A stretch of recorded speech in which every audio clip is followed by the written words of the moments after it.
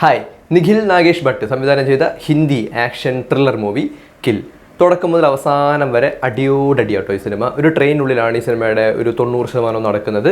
നല്ല fight sequence ഒക്കെയുള്ള ഗംഭീരമായിട്ടുള്ളൊരു അടിപ്പടം. ആദ്യത്തെ ഹാഫിലെ അടി ഒരു കുഴപ്പമില്ലാത്ത അടിയാണ്, പക്ഷേ ഇൻ്റർവെല്ലിന് ശേഷം അങ്ങോട്ടേക്ക് നല്ല തീപാറിയ അടിയാണ്. നമ്മൾ ഈ ട്രെയിൻ ടു ബുസാനും അങ്ങനെയൊക്കെയുള്ള സിനിമകളില്ലേ, ഇതിൽ ആക്ഷൻ എന്ന് വെച്ചാൽ നമ്മൾ ഈ റെയ്ഡ് റിഡംഷൻ അതുപോലെ തന്നെ റെയ്ഡിലൊക്കെ കണ്ടിട്ടുള്ള ആ ഒരു ടൈപ്പ്, അതിൻ്റെ അല്ലെങ്കിൽ അതിൻ്റെ ഒരു ഇന്ത്യൻ വേർഷൻ പോലെയാണ് എനിക്ക് ഫീൽ ചെയ്തത്.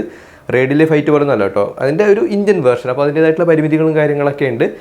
ഇൻ്റർവെല്ലിന് മുമ്പുള്ള ആക്ഷൻ സീക്വൻസ് ഒക്കെ വളരെ നോർമലായിട്ടുള്ള ആക്ഷനാണ്. എന്ന് മാത്രമല്ല, ഇപ്പോൾ നമ്മളൊരു ആക്ഷൻ പടം കാണുന്ന സമയത്ത് ഇപ്പോൾ നെഗറ്റീവ് ഷെയ്ഡിലുള്ള ആൾക്കാരെ കാണുമ്പോൾ അല്ലെങ്കിൽ അവരുമായിട്ടുള്ളൊരു ഫൈറ്റ് കാണുന്ന സമയത്ത് ആ നെഗറ്റീവ് ഷെയ്ഡ് റോളിൽ വരുന്ന ഒരാൾക്ക് അടി കിട്ടണം എന്നൊരു തോന്നൽ സിനിമ കാണുന്നവർക്ക് വേണം. ഒരു എക്സാമ്പിളായിട്ട് പറയുകയാണെങ്കിൽ നമ്മളിപ്പോൾ ഈ RDX എന്ന് പറയുന്ന സിനിമയിലെ മലയാള സിനിമ, RDXലെ വില്ലന്മാർ അല്ലെങ്കിൽ നെഗറ്റീവ് ഷെയ്ഡിലുള്ള ആൾക്കാരെ കാണുന്ന സമയത്ത് അയാൾക്ക് 2 അടി കിട്ടണമെന്ന് സിനിമ കാണുമ്പോൾ നമുക്ക് തോന്നും. പക്ഷേ അങ്ങനെ ഒരു തോന്നലൊന്നും നമുക്ക് ഇതിലെ നെഗറ്റീവ് ഷെയ്ഡ് ചെയ്തിട്ടുള്ള ആൾക്കാരെ കാണുമ്പോഴത്തേക്ക് തോന്നുന്നില്ല.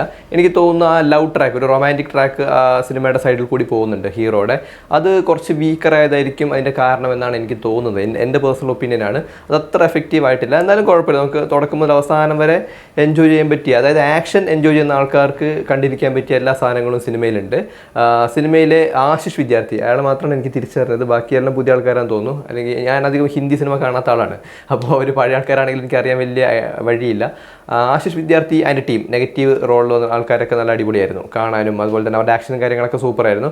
ഈ ആശിഷ് വിദ്യാർത്ഥിയുടെ മോനായിട്ട് അഭിനയിച്ച ഒരു ചങ്ങായിയുണ്ട്, അവനും ഒരു ചെറുപ്പക്കാരൻ, ചെറിയൊരു പയ്യൻ, അടിപൊളിയായിരുന്നു കേട്ടോ അയാൾ. ഹീറോയെക്കാട്ടിലും എനിക്ക് ഇഷ്ടപ്പെട്ട ആ ചങ്ങായിയാണ്. പിന്നെ ലീഡ് റോളിൽ 2 ആൾക്കാർ വരുന്നുണ്ട്. ഒരാൾ ആദ്യം തന്നെ സൈഡായി പോകും, മറ്റേ ഹീറോ നല്ല കിടിലൻ ഫൈറ്റായിരുന്നു. അത്യാവശ്യം നല്ല ഫിസിക്കുള്ള ഒരു അടിപൊളി മനുഷ്യൻ. അതിൻ്റെ ഇടയ്ക്ക് ഈ ട്രെയിനിൻ്റെ മറ്റേ കമ്പാർട്ട്മെൻറ്റിൻ്റെ മേലെ ഒരാൾ കയറി പോകുന്നുണ്ടായിരുന്നു.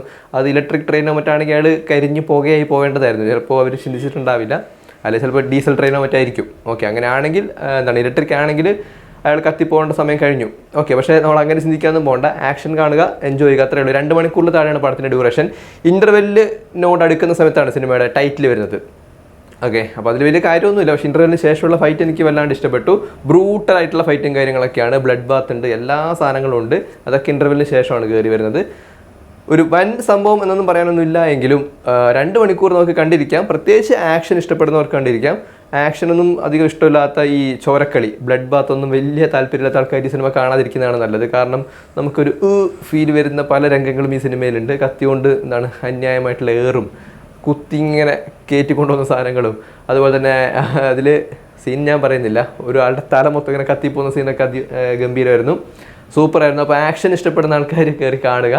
2 മണിക്കൂറിൽ താഴെയുള്ള പടത്തിൻ്റെ ഡ്യൂറേഷൻ, കുഴപ്പമില്ല, ഒരു കൊള്ളാവുന്ന ഒരു ആക്ഷൻ പടം.